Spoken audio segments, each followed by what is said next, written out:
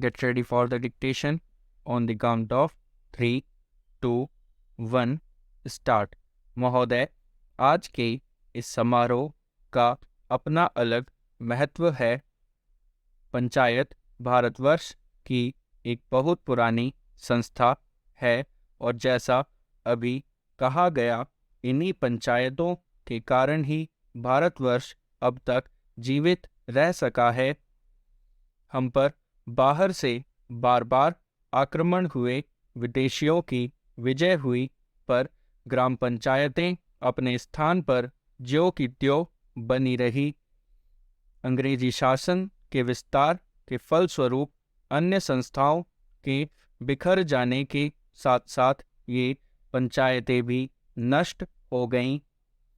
जिस समय हम लोग ब्रिटिश सरकार से भारत के लिए स्वराज्य प्राप्त करने के प्रयत्न में लगे हुए थे, उस समय गांव-गांव में जो कांग्रेस कमेटियां स्थापित हुईं, वे एक प्रकार से पंचायतें ही तो थीं, पर उस समय हमारे हाथों में अधिकार नहीं था और जो पंचायतें स्थापित हुईं, वे जनता की इच्छा से ही स्थापित हुईं। हमारे हाथों में जब अधिकार आया तो उस समय ये ग्राम पंचायतें सभी स्थानों पर थीं। संविधान बनाते समय भी यही सोचा गया कि ऊंची व्यवस्थापिका सभाओं तक पहुंचने के लिए पंचायतें ही सबसे पहली कड़ी होंगी। उसके बाद सभी प्रदेशों और राज्यों की सरकारों ने पंचायत संबंधी कानून पास किए और पंचायतें स्थापित होने लगीं। इस समय प्रायः सभी राज्यों में पंचायतें हैं। यह दूसरी बात है कि कहीं पर उनका काम भली भांति चल रहा है और कहीं उतने सुचारू रूप से नहीं चल रहा। आज यह सुनकर मुझे बहुत प्रसन्नता हुई कि आपके इस राज्य में पंचायतों को ठीक रूप से चलाने पर बड़ा जोर दिया जा रहा है। जिनका काम सबसे अच्छा और सुंदर समझा जाता है, उनको पुरस्कार दिया जाता है। इसलिए मैंने आपकी ओर से आज 2-4 पंचायतों के मुखिया लोगों को अनुदान दिया। मैं उनको बधाई भी देना चाहता हूँ कि उनका काम 4000 ग्राम पंचायतों में सबसे अच्छा समझा गया। हमें यह स्मरण रखना चाहिए कि पहले की हमारी पंचायतें क्यों मिट गईं। हमारे देश में पंचायतें परंपरा से चली आ रही थीं। अंग्रेजों ने भी मुक्त कंठ से इस बात को स्वीकार किया कि भारत का प्रत्येक गांव गणराज्य था, पर एक समय आया जब गांव स्वतंत्र गणराज्य न रहे और देश परतंत्र हो गया। इसका कारण हम में कमजोरियां का आना था। हमें उन कमजोरियों से अभी भी बचते रहना चाहिए, जिससे फिर से वह दिन न देखना पड़े। वह कमजोरी थी उन पंचायतों का संकीर्ण दृष्टिकोण।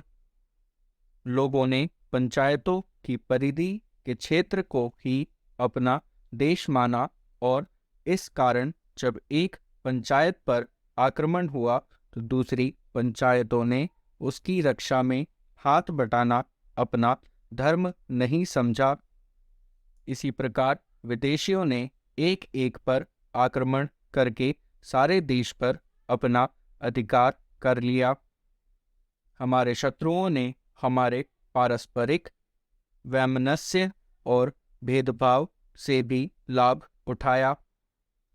अभी हाल में जब भाषावार राज्यों का प्रश्न उपस्थित हुआ तो गांव की छोटी छोटी पंचायतों ने जैसी समितियां प्रकट की, उनसे यह स्पष्ट हो गया महोदय, अन्य उद्योगों और प्रत्येक राष्ट्रीय गतिविधि की भांति समाचार पत्रों को भी समय समय पर बदलती हुई परिस्थितियों के अनुरूप बनना होता है। हमारे स्वाधीनता संग्राम के अवसर पर राष्ट्रीय पत्रों ने बहुत बड़ा काम किया, जिसे राष्ट्र प्रशंसा की भावना के साथ सदा स्मरण रखेगा। देश के स्वाधीन होने के बाद से समाचार पत्रों के दायित्व में मौलिक परिवर्तन हुआ है। देश से विदेशी सत्ता के जाते ही शासन तंत्र राष्ट्र के प्रतिनिधियों के हाथ में आ गया। यह स्वाभाविक था कि इस परिवर्तन के बाद सभी समाचार पत्र अथवा उनमें से अधिकांश अपनी नीति पर पुनर्विचार करें। इन 9 वर्षों में अधिकांश पत्रों ने इस दायित्व को सुचारू रूप से निभाया है। मैं यह प्रसन्नता से स्वीकार करता हूँ कि पत्रों ने राष्ट्रीय महत्व के प्रश्नों पर सरकार का समर्थन कर उसका बल ही नहीं बढ़ाया, बल्कि जब कभी विचार स्वातंत्र्य और सच्चे मतभेद की मांग हुई तो पत्रों ने आलोचना का आश्रय भी लिया।